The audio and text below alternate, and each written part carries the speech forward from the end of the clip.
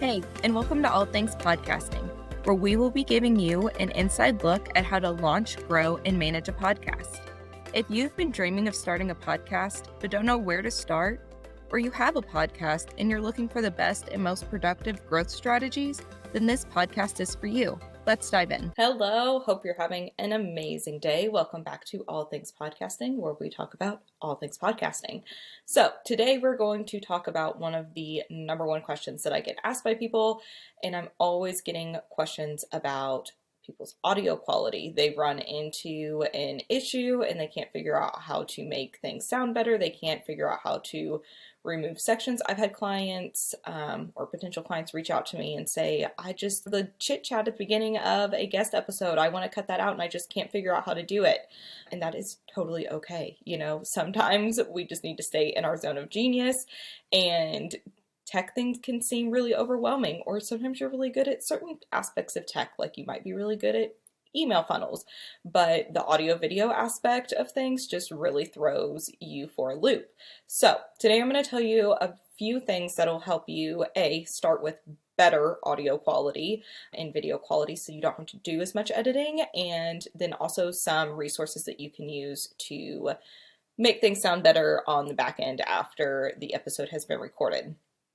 So I always suggest that people kind of plan out their episodes so that we don't go on a rambling spree. So you'll notice most of my episodes are like 15 minutes or less, and that is because I always focus on one clear thing per episode. Episodes where there's a lot of rambling or talking about a lot of different things, they don't perform as well because the audience doesn't know why they should be there, and B, they are harder to edit because there is a lot of pauses, there is a lot of like duplication of thoughts, there's just a lot going on and you don't want to have to edit all of that.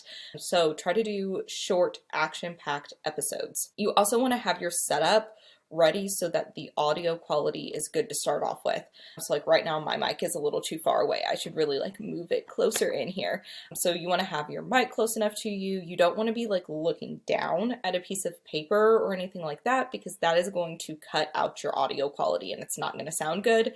So you want to have your mic, we usually say like 2 fists away is how you want your mic to be positioned, and you want to look at what type of mic you have. If you've already purchased a mic, odds are it's going to be fine. You can make it work. Everybody buys the Blue Yeti. I typically advise against it because it is a condenser mic, which is really intended for recording in a studio. So what you want is a dynamic mic. There's the Shure series, the Audio Technica series. My mic was like $30 on Amazon. It's just a dynamic USB mic. Get one with decent reviews. You guys know how to shop on Amazon. You can find a good one for pretty cheap. So get yourself a mic. Make sure that you are in a space that is somewhat quiet. Don't have your ceiling fan running. Try to make sure there's not a bunch of echoes, like in a room with carpets and furniture. Recording in your basement usually isn't a great idea unless it's like finished and you have like pillows and carpets and things like that.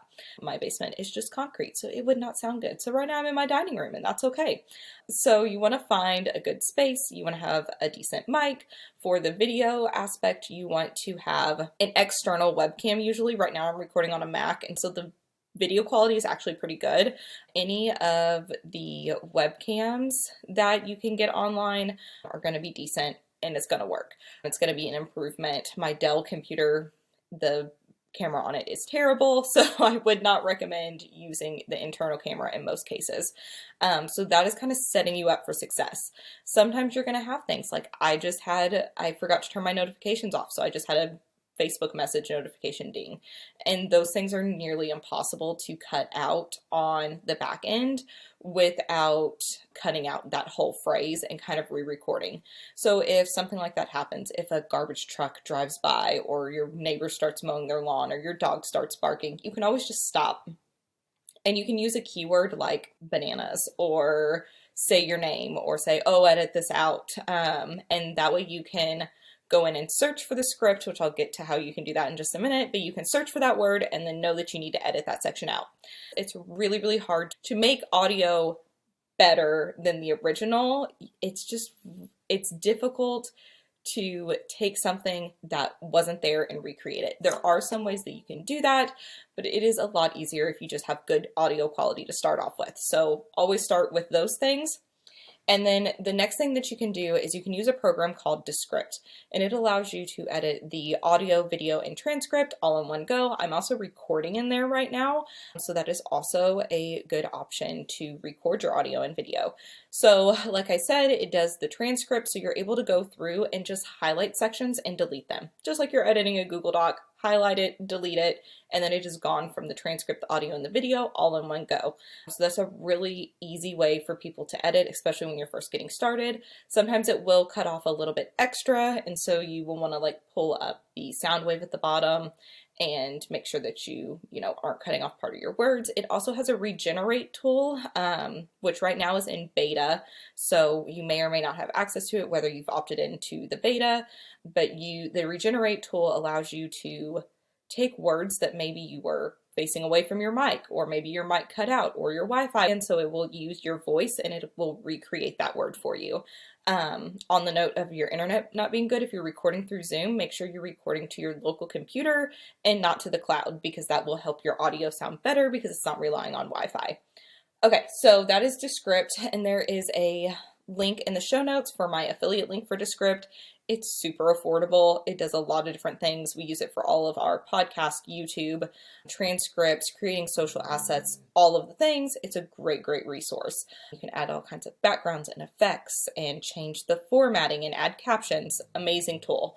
And it also contains a feature called Studio Sound, which will help make the audio overall sound better. It will add a studio quality.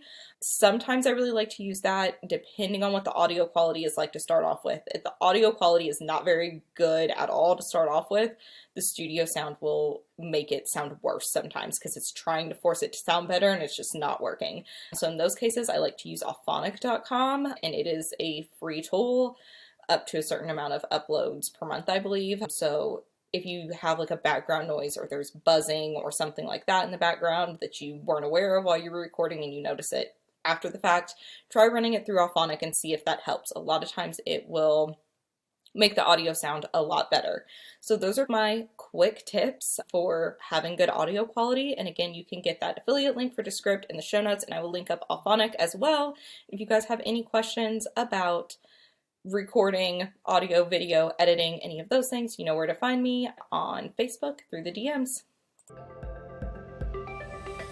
Thanks for joining us for this week's episode of All Things Podcasting. If you enjoyed this episode, then hit the subscribe button on your favorite podcasting platform so that you'll never miss an episode. This podcast is for you, so be sure to reach out and let me know what you thought about it. You can DM me through Facebook or Instagram, where I also share valuable content, or you can find me in our Facebook group. Just search for All Things Podcasting in the search bar. I can't wait for you to join us next week for the latest episode of All Things Podcasting.